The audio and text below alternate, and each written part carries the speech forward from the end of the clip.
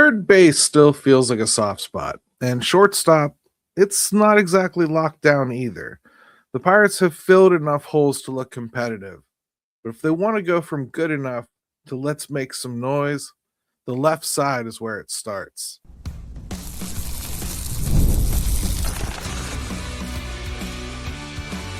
You are Locked On Pirates, your daily Pittsburgh Pirates podcast, part of the Locked On Podcast Network, your team every day. What's up, everybody? Gary Morgan here, former editor over at SteelCityPirates.com. Been covering the Bucs since 2019, lifelong fan, and I'll need all my experience to help us navigate uncharted territory, a team that's actually doing something in the offseason. Shout out to the everydayers out there. You are the heartbeat. If you're new, welcome. Grab a chair, pull up in our virtual clubhouse here as we dissect these buccos. Today's plan, we are going to audit the left side of the infield, what's already here, and the routes the front office can take to turn minimum viable offense into a real gravy time upgrade. The biggest swing this winter could be Kazuma Okamoto. I'd really like to talk about him, the market, the comps, expectations, how he could fit here. Is it possible? And finish up with a few of your AMAs about Yoan Moncada and Jose Quintana in particular. Today's episode is brought to you by Game Time. Download the Game Time app, create an account, and use code LOCKEDONMLB for $20 off your first purchase. All right, man, left side audit. What is it? What do we got here? It's not empty. I do believe like that's one thing we Pirates fans probably need to start with, right?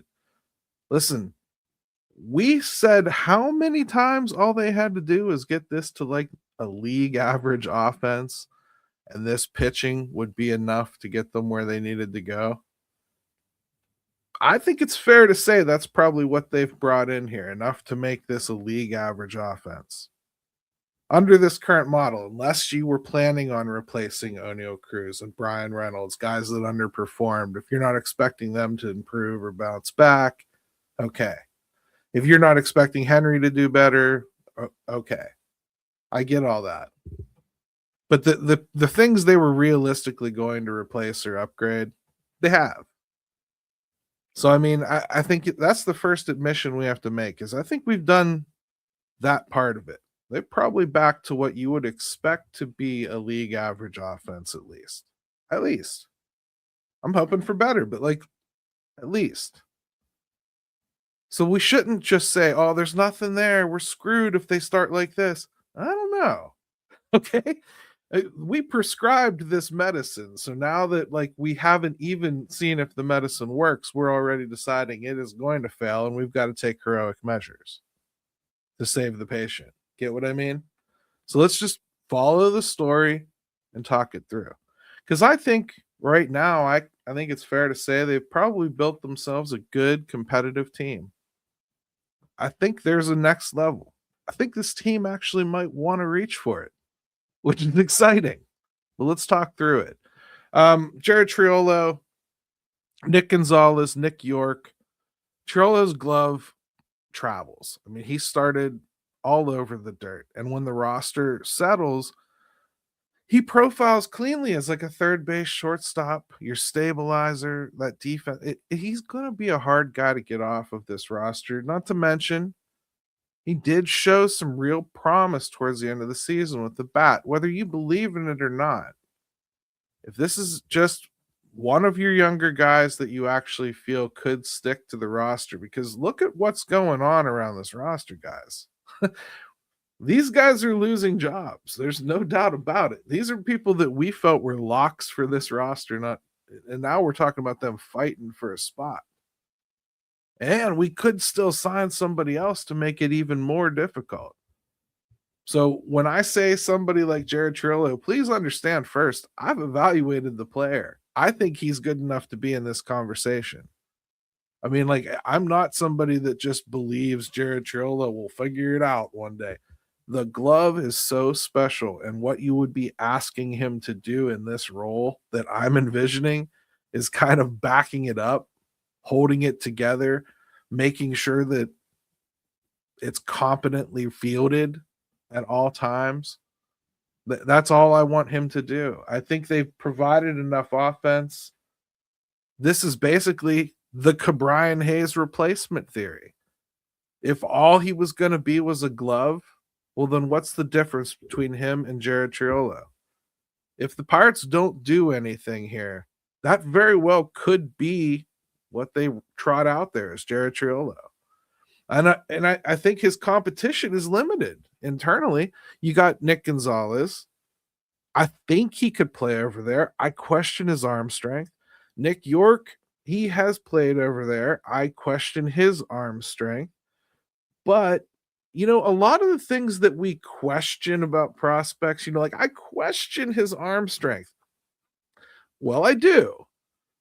But once you get a roster that starts to kind of compress, okay, here's what happens to those concerns. They start to dissipate.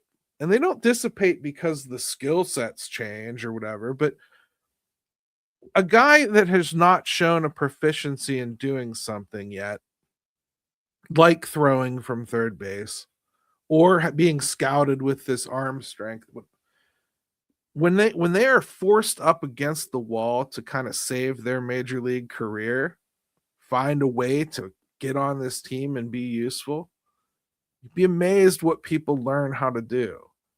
Like, you saw how IKF threw from like shortstop, right? Or third base, like how he has different arm motions for different places that he played. He kind of had to be creative. He didn't have the skill set to play all those positions. So you have to find ways to make yourself good. Your positioning has to be superior, maybe, because you have to make up for your arm. There's some throws you shouldn't even try to make, and you know yourself so well, you don't make them. You take another route. You just make the ones you're supposed to. You don't make anything spectacular. There are guys that survive like that. That's all I'm saying. Those are the types of guys that you might see get used over there. Jack Brannigan will get brought up because he got out of the 40-man, but Jack Brannigan is not more likely than Connor Griffin is to come up here, right? Like, because Connor Griffin, shortstop is interesting too. A lot of us want to just give it to Griffin, and I get that. But even his father is kind of like, hey, let him do his job, I agree. I think he could be that impressive in spring, and he could outright win it, and he could outright deserve it. I really do. You're still counting on a rookie, and a very young rookie, okay? It feels to me like you've got to have some support system there. That right now, that is literally Triolo and Gonzalez. And that cannot be Yorke. I just do not believe he has the athleticism to do that. I just don't think he can handle shortstop. I don't think Gonzalez should do it on a starting basis, quite frankly. But if you really needed to get his stick in the bat in the order, then okay. And you're gonna have to have righties that you keep around because they've got a lot of lefty starters they've brought in now. So guys like this are going to contribute. Like Nick Gonzalez is still going to have to be counted on. And you're going to have guys not make this roster that you absolutely thought would. Right now. I'm talking before we make an addition. So if you talk about adding somebody like Alex Bregman, you can win with Triolo holding down third base, in my opinion. And you've added bats elsewhere. But if you want to materially raise the run creation here, then you've got to take a bigger swing. And to me, there's a couple realistic ones. These are not those. Alex Bregman is still on the market. He's got a robust market. The Red Sox are in. The Cubs are supposedly in. The Jays are supposedly in. The D-backs I've even heard for some reason. I can't understand what they're doing right now. But he wants 5 or 6 years with $170 million. And at his age, man, I'm not sure that's what I'd want to do. I I don't think that that's somebody I would waste my time pursuing, because I think while you are, you're going to fritter away opportunities at guys that are probably better fits for you. Bo Bichette is another one. And if he was a solid shortstop that I thought was truly going to stick at shortstop, I might want to go all in for him. As it is, I think he's going to have to become a second baseman. In other words, I think you could get by with him as a shortstop for a year or two, but I don't think he's going to be one long. He's a good bat. I certainly can't deny that. I'd love to have the bat. I don't see the Pirates getting in on somebody like this. It's just going to be too much. You know, we have some payroll here. We've heard 110 million as the top end target. Right now, they're somewhere in that 93 to 96 million dollar range. But in plain English, they still have space to add a bat and a starter without torpedoing structure. And deferrals are on the table if a bigger swing demands it, I would think. If you whiff on a premium third base bat, that's one of those guys that I just feel is unattainable right now. You can still add offense elsewhere. All right. Let Triolo anchor the glove at third base and keep shortstop fluid so Griffin can arrive cleanly. But if you want that one more move, I guess you could go Eugenio Suarez, which I think we've already talked on this show to death. So I want to spend a lot more time on another new name next. Kazuma Okamoto. I want to spend all of segment 2 just discussing how plausible that guy is.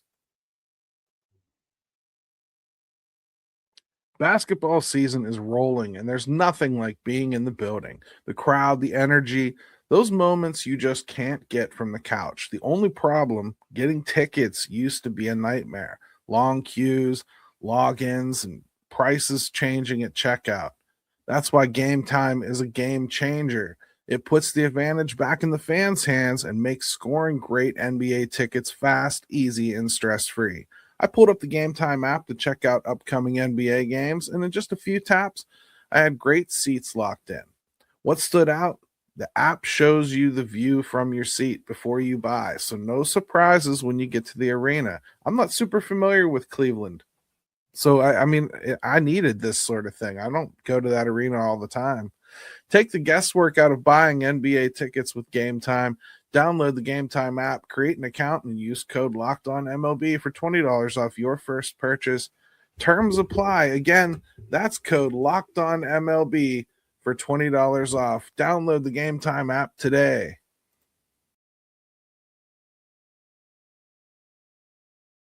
Hey, everybody. Welcome back to Locked On Pirates. Man, you guys making me your first listen every day is awesome. And the day after Christmas, you can tell my voice is a little bit shot. So thanks for bearing with me, everybody. So Okamoto, listen, let's talk about all of it. Officially posted, and the negotiation window runs through January 4th. The Pirates have held multiple virtual meetings with him. The Jays, Red Sox, and others are interested. I've heard primarily the Angels are the biggest competition right now. What he brings to the table, he's been one of Japan's best hitters for years. Career 277, 361, 521 slash line with 248 home runs, 6 straight 30-plus home run seasons, 218, 223. I mean, pretty awesome, right? He's a clean fit at third base with enough glove. I mean, you can flex him to first base if you'd like to. He's a right-hander, so maybe that would work in some variations of how you would construct things on the baseball team. But for the most part, I would think he would be your third baseman for the couple years that you would sign him. Contract reality, I think, and here's why. His projection centers around somewhere like 4 years, 64 million with a posting fee on top of it. In our payroll frame, Okamoto a 1 year starting pitcher, I think is still totally plausible. I really do. comps and expectations for him. Somebody asked me in the Discord AMA for a couple comps, and I really tried to put a lot of thought into this because comps are so much more relatable than for me to just spout off some numbers that I expect. And I kind of had to take this twofold because I think if he comes over here and everything translates, then I think you're looking at somebody that probably has like a middle of the career Aramis or Ramirez setup. I think that's probably his median. Like if everything translated well from Japan and he's going good, like say he gets to where Suzuki is in Chicago and he's completely settled in and figured out the league and everything.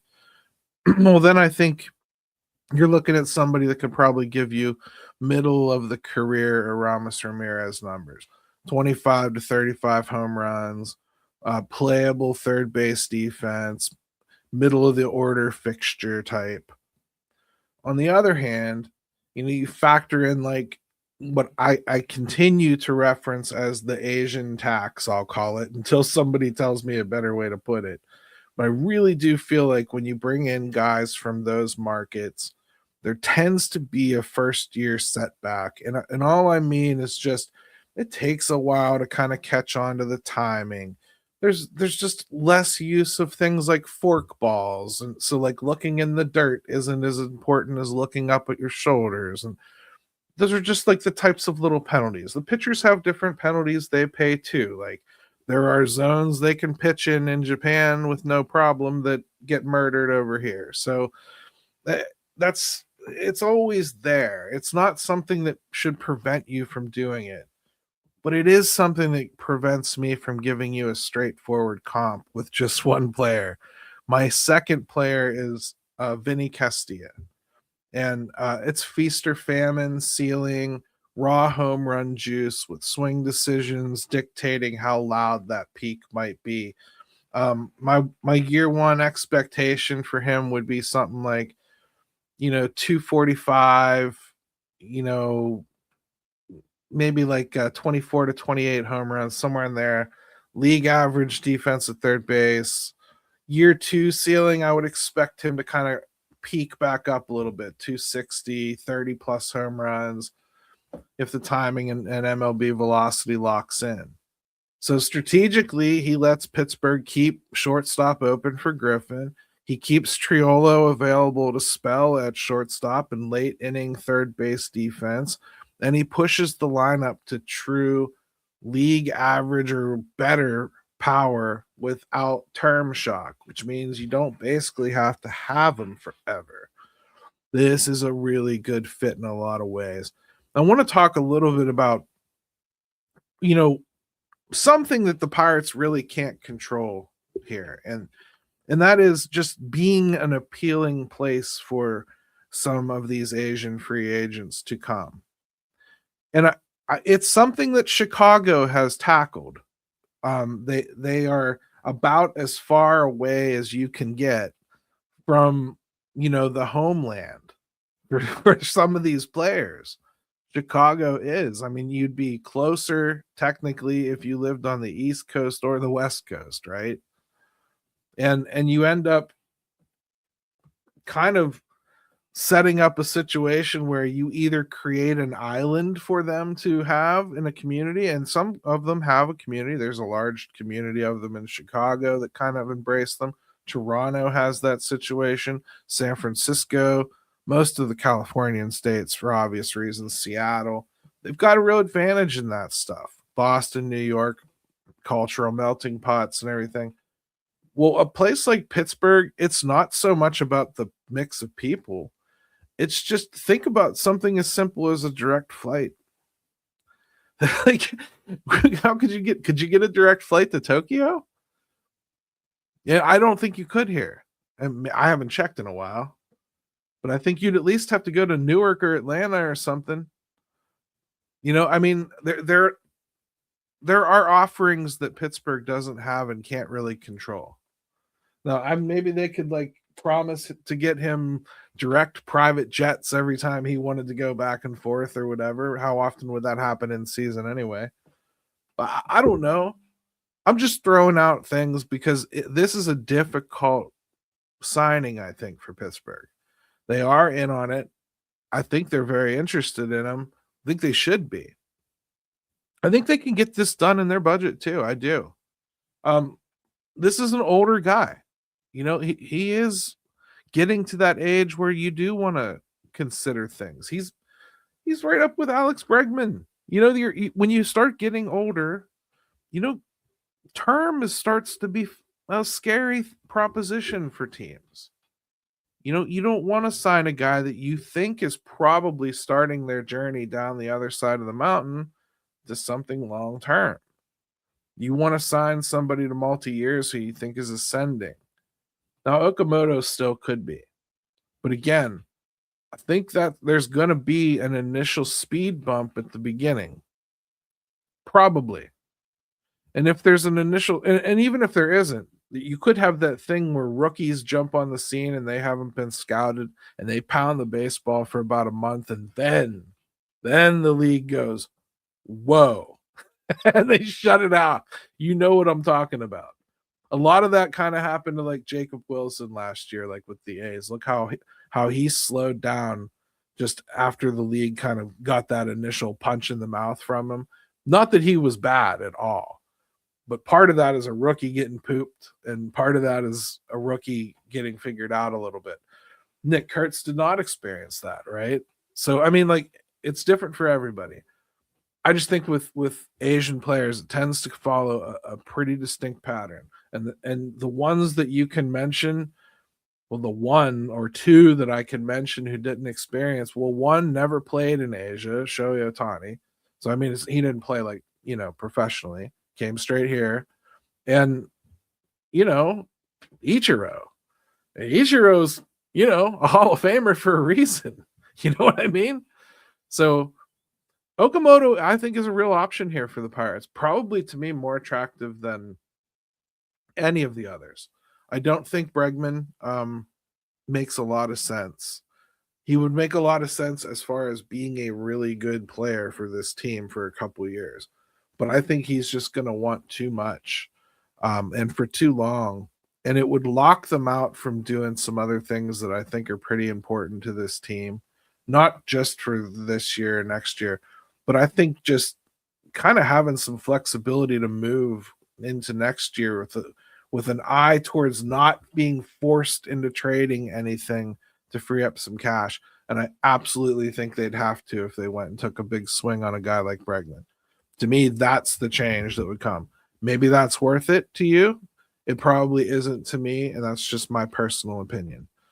When we come back, I want to talk about a couple more AMAs here that I got, some real good ones. One of them is a few more options, and we're going to talk a little bit about the starting pitching market too, because the Pirates want both of these things still. NFL Sundays move fast. One big play, and suddenly everything feels different. That's what makes live betting with FanDuel so exciting. You're not just watching the game, you're reacting to it in real time. With FanDuel, you can place bets as the action unfolds. Every drive, every momentum swing, every highlight moment. Live betting is best when the game starts to shift, a receiver gets hot, defense tightens up, or the momentum flips after a turnover. FanDuel lets you jump into the moment. Live spreads and money lines adjust instantly. Player props update as guys heat up. You can bet next touchdown scores, drive results, totals, and more. It keeps you locked in every snap, every drive, every possibility. So if you want to be right in the middle of the action this season, visit FanDuel.com and place your NFL live bets all season long. FanDuel, the game moves fast. So can you.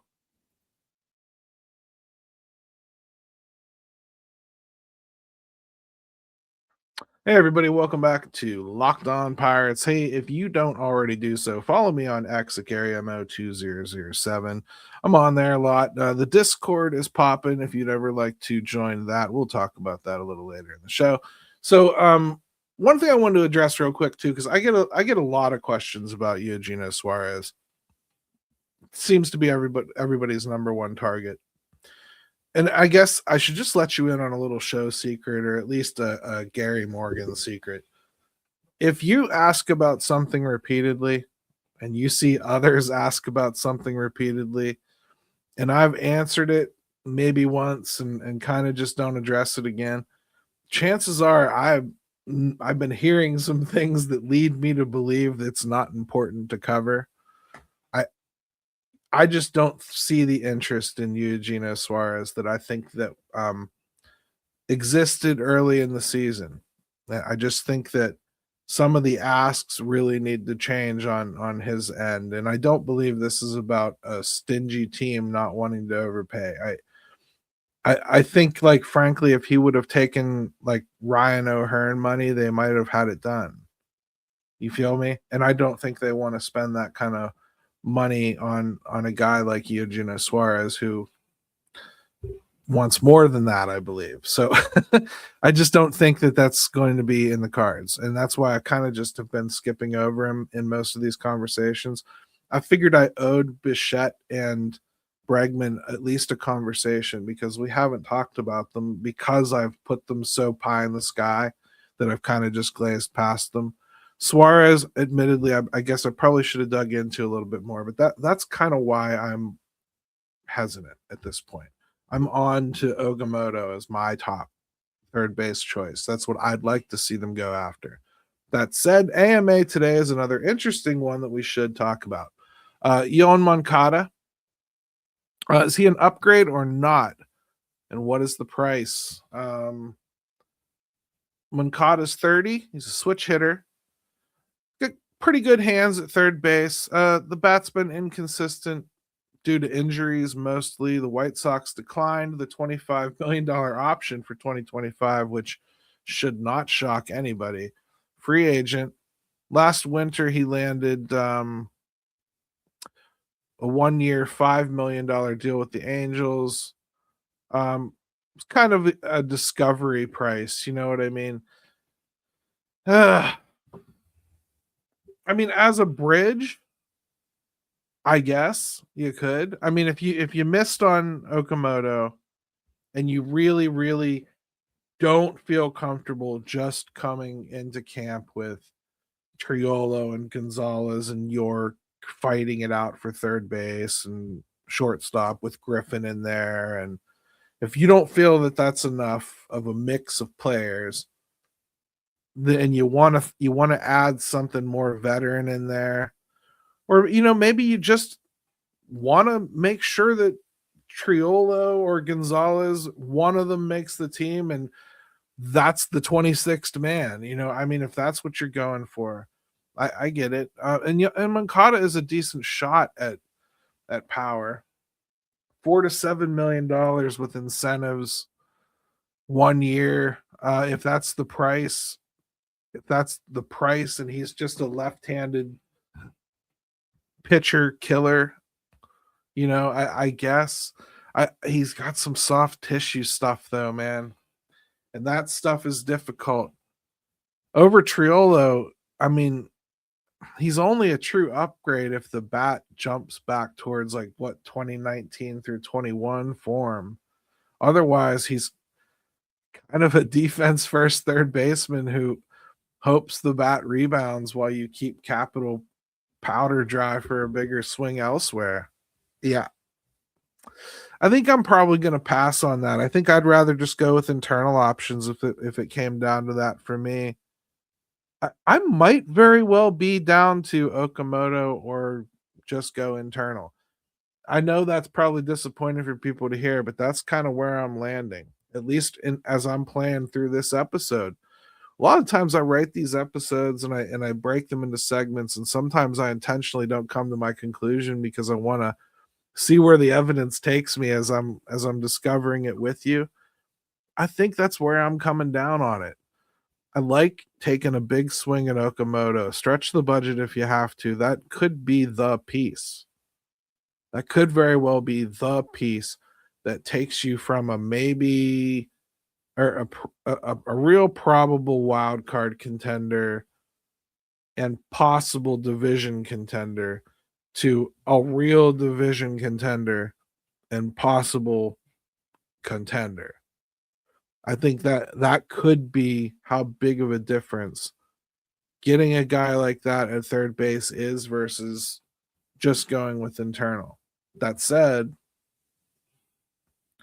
a lot of these guys that we have penciled into this battle, we expected to be on this roster and starting at some point. I mean, realistically, back when we was the poor Pirates fans, right, that didn't have anything. And now we're starting to build a roster, and all of a sudden we're looking around like, hey, where are all those kids going to play?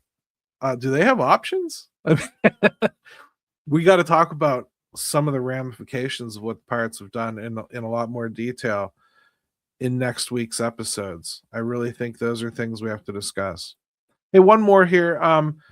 Ben has said another starter is on the wish list, and his pattern here is 1 year lefty innings eaters over and over and over again. Is that what we're in for again? If so, why not Jose Quintana? I mean, Jose Quintana is an actual possible target here. He really is. They tried to have a reunion with him, I think a couple seasons ago, maybe even last year. It just didn't come together. They ended up, it was last year because they ended up swiveling to Heaney. And yeah, I think that sort of a signing makes a whole lot of sense. It bridges you to, like, first of all, Jared Jones getting back to full strength. It wouldn't push him to do so early. It gives you time for Hunter Barco to develop further. I do think I think you'd be foolish to expect that neither he nor Bubba Chandler nor Thomas Harrington or you were going to require more AAA innings. I think that you can expect one of them to maybe not, or but I think you're going to probably have to expect those guys to kind of have to fight back up into the rotation. It would be a good idea just to grab somebody that helps you eat some innings like that, even if it's somebody you bring in to eat up 120 innings and then you ship them off at the deadline. And I don't even mean in typical Pirates money saving fashion. I just mean like you got what you needed to get out of Andrew Heaney last year, and you should have just got rid of him at the deadline. That was the whole point of having him, and afterwards it was a nightmare. That sometimes that's what these guys are intended to do. Bring them in, churn and burn them. I think they absolutely should think about doing something like that. It lets you spend on a bigger ticket at third base like Okamoto, and you can get it done cheaper. I think that's the way to go. They definitely are interested in bringing in another starter, though, and I think that's smart. They really should be. The Pirates hit minimum viable offense bar, if you ask me. If they want gravy, the left side is the serving platter. Okamoto and a Quintana type is a feast. Moncada and a value starting pitcher is a decent plate, but still leaves room for Griffin to be a showstopper gift next season. Listen, everybody, I hope you had a wonderful Christmas. Next week, we're going to get into some of what the fallout is here, roster-wise, and who is really going to be fighting for a roster spot that we expected to be here before we made all these moves. And remember, we're serious about Pirates baseball because somebody has to be. Let's go, Bucks.